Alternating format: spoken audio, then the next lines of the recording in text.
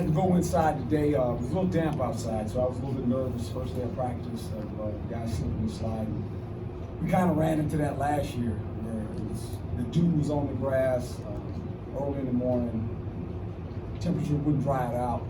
I'd like to get on the grass actually in practice, but I thought for the most part, putting in a new offense, a new defense.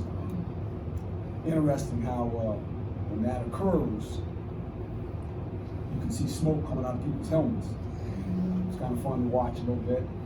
And I think all the guys are really excited about that. I think any time you change, a lot of people look at change, well, change is part of life. You hate for it to happen, but it happens.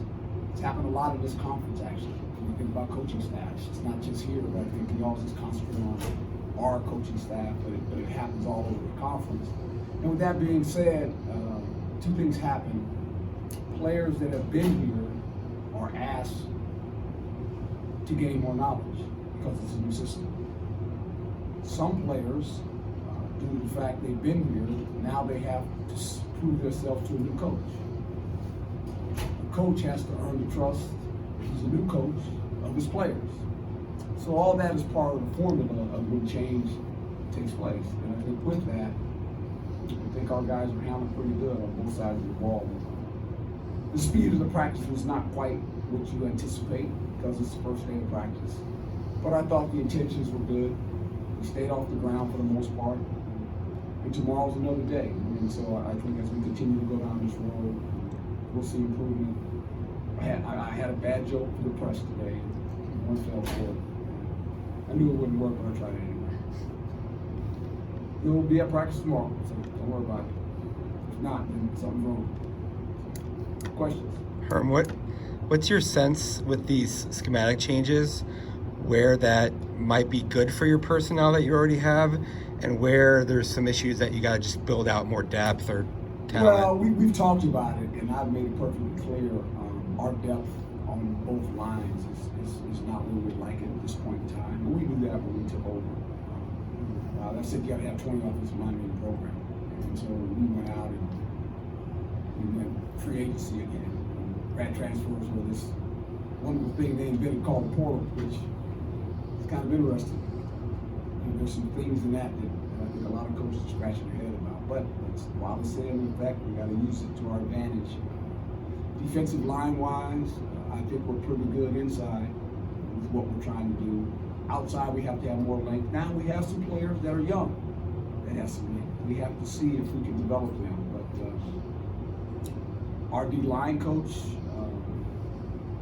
has a nice disposition. I just kind of like the way he coaches from afar. I've watched him. And he knows the system. That's what makes it so unique on defense. We have a lot of guys over there that have been in the system. So that's easy for the coaches. Now it's for the players to try to transform from a system that we had in the past that will still run some for sure. But I think we're varying in both worlds now, which will help us. And then the Tillman position. Yes. Moving forward, just how would you articulate that? Well, what that role is going to be like? He still goes by the name of Tillman. Now it's a strong safety, basically. He's one guy. He's a strong safety. And, he's either at times going to be down in the box. He'll be in the middle of the field. He'll be playing halves. He'll cover, same thing. But he is in what we've basically done when you go from what we had before. We play with 4 defensive backs rather than 5. Now we play with 3 more linebackers. Okay. So what has happened when you do that? Now you have to get into sub defenses, which is a nickel package, which would be a nickel back or a dime back, the offenses we play. But right now we're playing a little bit more of a 4-3, and you only have 2 safeties and you have 2 corners. But the safety, that Tillman guy, he's still a guy that's still versatile, and he's in our system. We'll never change the name. He's always going to be Tillman. He's just a different animal now in our defense. He's a different body type, let's say. He's a guy that can do a lot of things, and I think Edwards has that look, has the ability to do some things. And I think we can use him to his strengths. He's a good player in the box, He's a good player. Blitzing, he gets all that. And Shari, all of a sudden, he becomes the center fielder a little bit more. Because you guys know Shari has really good instincts playing the ball. So there's a lot of different ways on corners. Right now, Chase and Jack got a lot of experience. And all of a sudden, the secondary has some experience back there. Shari's a young guy, but Evans played now. The two corners have played a lot of football. Probably play a little bit more man-to-man than we did in the past. And the fact that we're going to try to get a rush of 4 guys, sometimes 5, and put more pressure on the corners. Now we say that right now, but it's like anything else. We'll see how it all transpires. But I mean, that's our intentions. But we'll see how it looks and where it unfolds. Coach, I want to Coach, throwing you a little bit of a curveball. Today in LA, they're celebrating the lives of Gianna, Brian, and Kobe Bryant. Just how did they transcend the sport of basketball? And what did they mean to the city, the country, and just the world? Well, Kobe was a friend. I can remember the day that it happened. I was at home. I was watching golf actually, and that's when the news hit. I can remember my wife being in the middle of the room, told her what happened. She just started crying. You know, it's kind of interesting because if you watch Kobe's life, he was born in Philadelphia guy. So his dad played for the Sixers when I was with the Eagles. Jelly Bean Bryant, his dad. I knew who his dad was.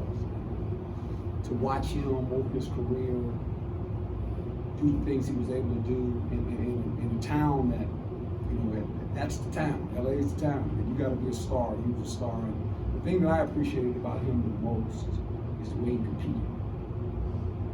If you would, in the dictionary, I think if there is a word compete, and you had a picture, it'd be Kobe Bryant. Because he competed on both ends of the floor. He always did. And that was just his nature.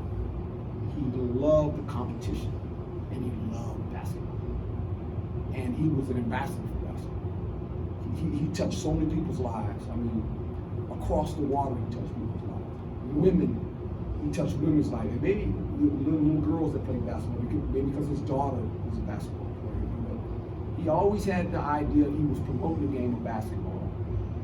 And when you watched him play, if you were a Laker fan or not a Laker fan, you just enjoyed the way the guy competed. You just did. You just looked at it and went, wow, this guy doing something. And that's what he brought to the table. And it's hard for me to believe that he's no longer with us. And the folks that passed as well. I mean, that was a tragic accident. My prayers go out to his families, all of his families, that this tragedy struck. So that's kind of where it's at. To piggyback off what you're saying about the I mean, obviously on the 4-3, but having played the 3-3-5, I mean, I know coming up for the season it depends on your opponents, but I mean, having that ability to be versatile like that, how do you feel gives you well, an it's advantage? going to help you because we play some teams, obviously Washington State, where you need to have 5 guys on the field all the time. They don't run it a whole lot. Now they got a new coach, and maybe he might run a little bit more, but it's basically the same offense. SC, and I think SC wants to run it more than we did last year. So they've got enough players to do whatever they like. They're talented, but it helps you. It truly helps you.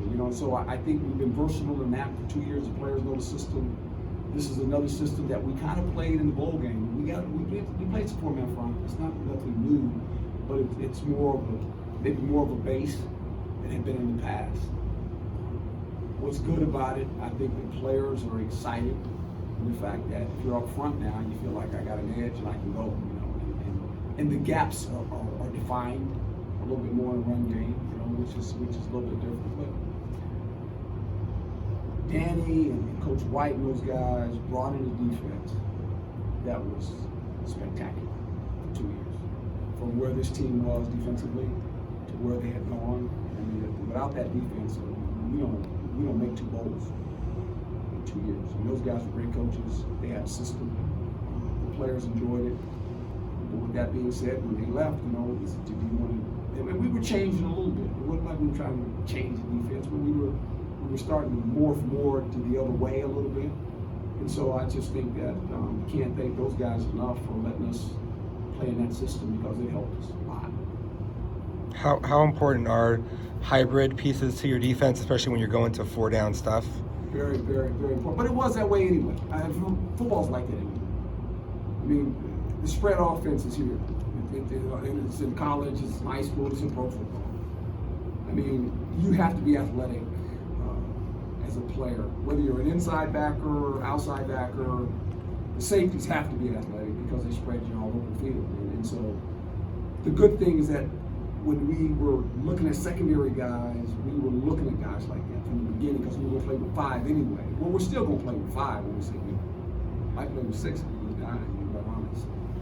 It was just Air raid teams, yeah. Yeah, I mean, it's just that's the world you live in now because of the spread offense. Merlin, where you need. Yes. Did you say, hey, this offense is yours, call stuff what you want to call it? Or did you say, try to keep at least No. nomenclature stuff? No, it's all brand new. They got a playbook. That's all. They're going from ground zero. No, don't try to mix and match it. That's what we did our first 2 years because of the quarterback. The first year I got here, I said, look, Manny has had 3 coordinators. It's not fair to Manny. It's not fair to Keel. It's not fair to these kids who've been in this offense. Just keep it the same. You can add a couple things and we'll be fine. The defense is new, okay. But when Zach came in, I said, Zach, we start over. We've got a young quarterback, build it around the quarterback. I like what you do. I've studied it from afar. There's a lot of things that I see in my brain that match. And you guys saw a little bit of it today, if you watch practice. So I just told them to start over. And the players, I told the players, you gotta learn it. You gotta learn it. There's no more hand signals as a receiver. You're not getting a hand signal on the lineup. You gotta learn how to be a wide receiver. You gotta learn the playbook. They have a playbook. Defense has a playbook. You have to learn this. And I think we're challenging the players to learn, and they want to learn. It's fun to them because it's new. It's exciting. It's like, oh, I gotta learn this. Yeah, you gotta learn it. We're not gonna signal you until you five guys getting signals to wide receivers. Just make them learn. Merlin, during the Mandrick comment, was that just from the bowl game? Yeah, and he really, he was really good. He had like, he had 8 tackles, he had 2 forced fumbles, he had a fumble recovery, he had a sack and a half, and he had something else. Yeah, so he was Mandrake. It just carried over. I said, we won the game, you get the Mandrake number. Well, what am I tell you? I didn't have the music, but it was like, everybody was kind of shocked because they were like, why is Coach pushing on the helmet? I said, do you forget we won our last game? He said, you gotta give it away, get a Mandrake helmet. So I think for the young guys, the freshmen over here, they were kind of looking. And Jaden, Jaden was sitting up there, and he was going, they're giving the Mandrake award? I said, yeah, you didn't win it. I said, you didn't win it, 5. How about that, right? He looked at me and started laughing. Oh, yeah. Merlin was pretty candid about not playing as well last season as he had hoped, Right. and taking care of all the little things, his body and all that. Yep. So what do you see from him just from since then to now? And when I gave him the award today, I said, now, that Merlin needs to keep showing up. That guy. And there was a lot of things that Merlin had to deal with last year. And to his credit, he fought through it. Just a lot of stuff. And that's what sometimes we fail to realize. Young people have things in their plate too. They're not just students. Merlin has a family, and that's big. And he's really done a good job of just trying to compartmentalize all that stuff, right? And it took him a while. And I told him, I said, look, Merlin, I'm here to help. I'm here to help through all this, man. I get it. We had a lot of talks. Kind of figured it out. Toward the end there, you could just see, okay, he's playing football. He's playing free again. And it wasn't just that game. Prior to that, Arizona played good. Oregon played good. It was like, man, this dude is starting to look like that guy again. And I think there was a lot of pressure on him too, coming in after his first year. And how do you deal with expectations? He played so good as a freshman. All those guys did. Rashard too.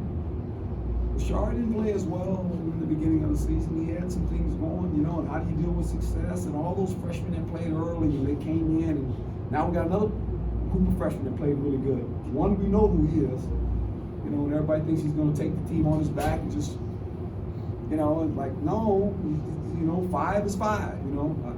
I had a bet, and I didn't tell him yet. I said, I bet you his first practice he's going to throw an interception. Coach, we know. Because he didn't do it last year, right? He threw 1 pick. The last ball of spring ball. Right. So I got this bet. Hopefully he doesn't hear this. I said he's gonna throw a pick. Get it over. Right. I'm sorry, son. I'm sorry. Coach, we know that Jaden has classes on Mondays. Where was Demetrius Flowers today? He was excused. He was From excused. practice? Yeah. Yep. Personal reasons. I'll leave it at that. Darius and Donovan spoke about how excited they're going to be being on the right side of the offensive line as kind of the young veterans along that offensive line. How can that chemistry help them? Yeah, well, they're going to play together, and then eventually you might see them on the other side when the little guys leave, right? But I think what they went through last year, you got to give them a lot of credit. I mean, we didn't anticipate that we were going to start a freshman left tackle. We tried to no, we're not doing this. And then after about the 3rd game, he says, yes, we are doing this. And then the right guard was his freshman. They grew up a lot, learned a lot. I thought toward the end there, they got a little weary, right? They got a little weary because it's hard. You know, they're playing against seniors, juniors, a lot stronger, right? And it caught up to them a little bit, but I thought for the most part, they did a good job. Now they go to the other side. We have some senior leadership in that room. Because we're very young up there all of a sudden. But we got a young team, like I said, we got 9 seniors, right? So the whole team is young. But I think that leadership of those guys that have played a lot of football will give some stability in the room, which you need, especially in offensive line.